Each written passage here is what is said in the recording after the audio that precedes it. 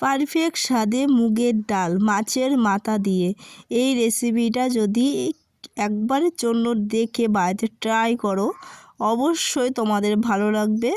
আর এই রকম মুগের ডাল খেতে কিন্তু সবাই ভালোবাসে। মাছের মাথা দিয়ে মুগের ডাল খেতে আমরা সবাই ভালোবাসি। তা চলো মূল ভিডিওতে যাওয়া যাক। মাছের মাথা দিয়ে মুগ ডাল কিভাবে করেছি তোমাদের সঙ্গে শেয়ার করেছি এই ভিডিওতে। বন্ধুরা, আমি কবিতা চ্যানেলে তোমাদের সবাইকে স্বাগত। বন্ধুরা, আজকেও একটা নতুন রান্নার ভিডিও নিয়ে চলে এসেছি। আজকে রান্না হবে মুগের ডাল মাছের মাথা দিয়ে, একেবারে অনুষ্ঠান বাড়ির মতো।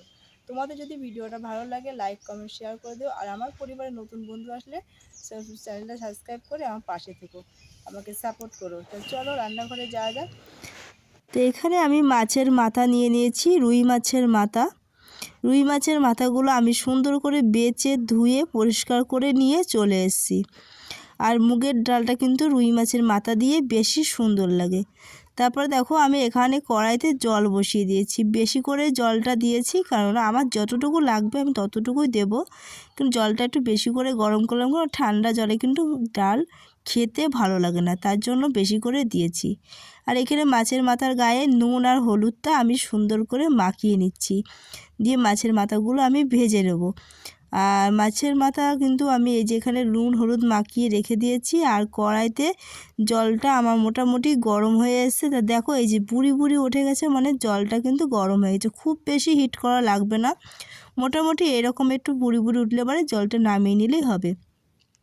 আর তোমরা ভিডিওটা স্কিপ করবে না, সবাই সেই স্টেপ বাই স্টেপ ভিডিওগুলো দেখবে, তাহলে তোমরা বাড়িতে এরকমভাবে মুগের ডাল রান্না করতে পারবে।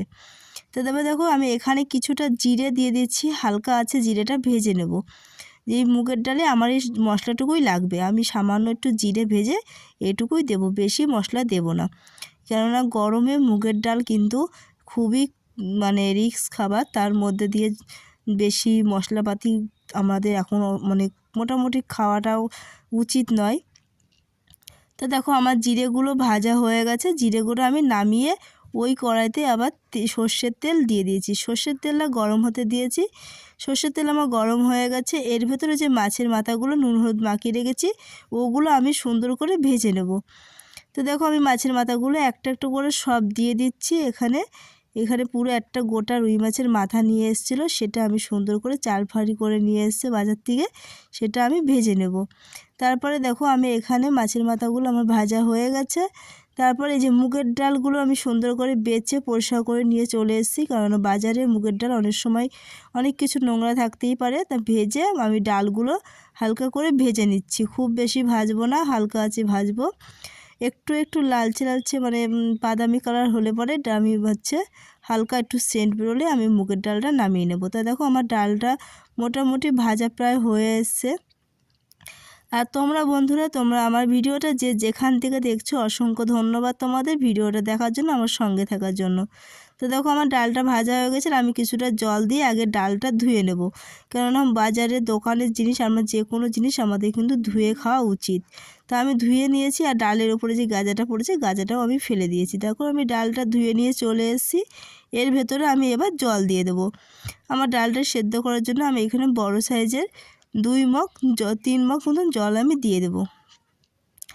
তো দেখো আমি জলটা দিয়ে আমি ডালটা সেদ্ধ বসিয়ে দিয়েছি। আমার ডালটা মোটামুটি সেদ্ধ হয়ে গেছে। আমি এর ভেতরে 4-5টা কাঁচা লঙ্কা দিয়ে দিয়েছি।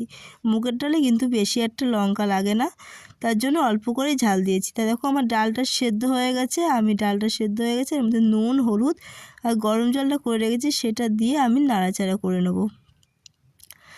তো দেখো আমার ডালটা মোটামুটি নুন হলুদ দেওয়া হয়েছে, ডালটা ফুটে গেছে। এবার ডালটা আমাকে সম্বরা দিতে হবে, তার জন্য আমি ডালটা নামিয়ে একটা কড়াই আমি এর মধ্যে মাছের মাথাগুলো দিয়ে দিয়েছি। মাছের মাথাগুলো যাতে ডালের সাথে ফুটে, ডালটা বেশি খেতে ভালো লাগে, তার জন্য দেখো ডালটা নামিয়ে আমি কড়াইটা ধুয়ে পরিষ্কার করে তার ভেতরে দুটো শুকনো লঙ্কা আর কয়েকটা জিরে আমি ফোড়নে দিয়ে দিয়েছি।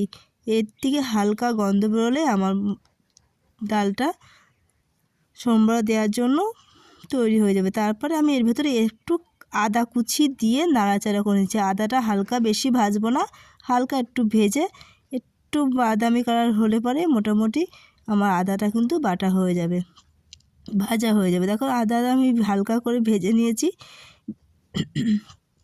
ভেজে ওর ভেতরে আমি ডালটা সোমবার দিয়ে দিয়েছি। ডালটা সোমবার দিয়ে টকবক করে ফোটা পর্যন্ত আমাকে ওয়েট করতে হবে। তারপরে আমি মাছের মাথাগুলো একটু তুলে নিচ্ছি। মাছের মাথাগুলো একটু ভেঙে দেবো যাতে ডালটা খেতে ভালো লাগবে। তো দেখো আমার মাছের মাথাগুলো দিয়ে তুলে নিয়েছি, নিয়ে ডালটা একটু ফুটতে দিয়েছি। আর এর ভেতরে আমি যে জিরেটা ভেজে রেখেছিলাম ওই জিরেটা গুঁড়ো করে এর ভেতরে দিয়ে দিলাম। তো মশলা আমার ওইটুকুই দেবো, আর সামান্য একটু চিনি দেবো। মুগের ডালে কিন্তু চিনি দিতে হয় বন্ধুরা, অল্প করে চিনি দেবে, তাহলে ডালটা খেতে সুন্দর হবে। তারপর দেখো মাছের মাথাগুলো দিয়ে দিয়েছি। আর এই দেখো আমার এটা হচ্ছে ডাল, আমি ডালটা নামিয়ে নিয়েছি। ডালটা কিন্তু বন্ধুরা খেতে খুব সুন্দর হয়েছিল। আর তোমরা যদি এরকমভাবে বাড়িতে যদি ট্রাই করো, অসম্ভব সুন্দর হবে ডালটা খেতে। আর তোমাদের যদি ভিডিওটা ভালো লাগে লাইক কমেন্ট শেয়ার করে চ্যানেলটা সাবস্ক্রাইব করে আমার পাশে থেকো। আর ফেসবুক থেকে দেখলে ফেসবুক পেজটা ফলো দিও। আজকের মতন টাটা।